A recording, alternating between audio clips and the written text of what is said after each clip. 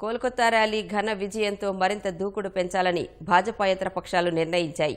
దేశవ్యాప్తంగా మరిన్ని సభలతో కేంద్రం తీరును ఎండగట్టేందుకు సిద్ధమయ్యాయి.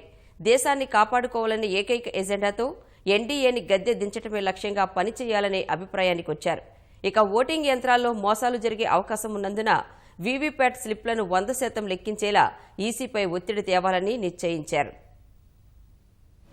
ఎన్డీఏ కూటమికి వ్యతిరేకంగా విపక్షాలన్నీ ఒక్కతాటిపైకి వచ్చి కోల్కతాలో నిర్వహించిన భారీ బహిరంగ సభ విజయవంతం కావడం అన్ని పార్టీల నేతల్లో ఉత్సాహం నింపింది. సభను అద్భుతంగా నిర్వహించారంటూ చంద్రబాబు, దేవేగౌడ, కేజ్రీవాల్, శరద్ పవార్, ఫరూక్ అబ్దుల్లా, అఖిలేష్ సహా ముఖ్య నేతలు మమతా బెనర్జీని అభినందించారు. ఈ సభ ఇచ్చిన ఉత్సాహంతో తదుపరి కార్యాచరణపై దృష్టి సారించారు. బహిరంగ సభ తర్వాత కోల్కతాలో సమావేశమైన 26 పార్టీల నేతలు కేంద్రం తీరుకు నిరసనగా భవిష్యత్తు కార్యాచరణ, దీనికి సంబంధించిన మార్గసూచి రూపకల్పనపై ప్రధానంగా చర్చించారు. దాదాపు 2 గంటల పాటు సాగిన చర్చల్లో మరిన్ని బహిరంగ సభలు నిర్వహించాలనే ప్రతిపాదన వచ్చింది.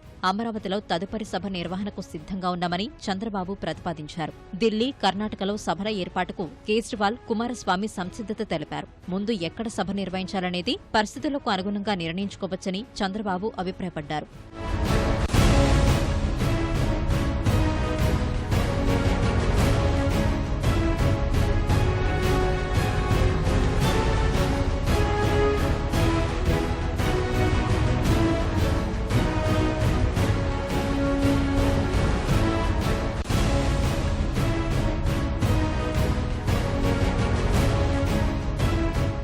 కోల్కతా తరహాలో మరిన్ని సభలు నిర్వహిస్తే మోదీ మరింతగా విరుచుకుపడే అవకాశం ఉందని అఖిలేష్ యాదవ్ అభిప్రాయపడగా, పరిధులు దాటి వ్యవహరిస్తే ధీటుగా ఎదుర్కొందామని ఫరూక్ అబ్దుల్లా అన్నారు. అలాంటి పరిస్థితులపై జాతీయ స్థాయిలో గట్టిగా పోరాడదామని వ్యాఖ్యానించారు. ఇప్పటికే అఖిలేష్, తేజస్వీపై కేసులు పెట్టి వేధిస్తున్న అంశాన్ని ప్రస్తావిస్తూ అందరం కలిసికట్టుగా సాగుదామని నేతలన్నారు. ఎన్నికల వేళ ఐటీ, ఈడీ, సీబీఐని విపక్ష నేతలపై ప్రయోగించకుండా ఆయా సంస్థల అధిపతుల్ని కలవడంపై ఢిల్లీ భేటీలో చర్చించనున్నారు. కర్ణాటక రాజకీయ పరిణామాలపైన నేతలు చర్చించుకున్నట్లు తెలుస్తోంది. ఈ సందర్భంగా భాజపా తీరును అందరూ ఖండించారు. ఏపీ పట్ల కేంద్రం కక్ష సాధింపులను ఏ విధంగా ఎదుర్కొంటున్నది చంద్రబాబు వివరించినట్లు సమాచారం.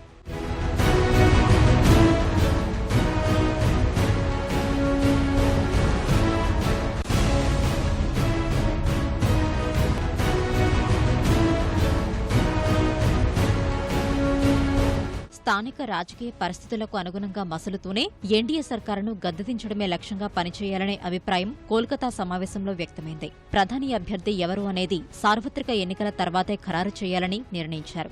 దేశ ప్రయోజనాలే తప్ప పదవులు ముఖ్యం కాదని అంశాన్ని బలంగా జనంలోకి తీసుకెళ్లాలని అభిప్రాయానికి వచ్చారు. రఫేల్ కుంభకోణంపై విమర్శల దాడిని మరింత పెంచాలనే భావనకు వచ్చారు. ఈవీఎంలో లోపాలపై నేతలు విస్తృతంగా చర్చించారు. ఓటింగ్ యంత్రాల్లో మోసాలు జరిగే అవకాశం ఉన్నందున వీవీప్యాట్ స్లిప్లను 100% లెక్కించేలా ఈసీపై ఒత్తిడి తీసుకురావాలనే నిర్ణయానికి వచ్చారు. దీనిపై కార్యాచరణ సిద్ధం చేసి ఎన్నికల సంఘాన్ని కలవాలని నిశ్చయించారు. అవసరమైన నివేదిక తయారీకి అభిషేక్ సింఘ్వి, అఖిలేష్ యాదవ్, సతీష్ మిశ్రా, కేజ్రీవాల్తో కమిటీ ఏర్పాటు చేశారు. ఈ నెల 31 నుంచి పార్లమెంట్ బడ్జెట్ సమావేశాలు ప్రారంభం కానున్నందున 23న ఢిల్లీలో సమావేశమై భవిష్యత్ కార్యాచరణపై చర్చించాలని అన్ని పార్టీల నేతలు నిర్ణయించారు.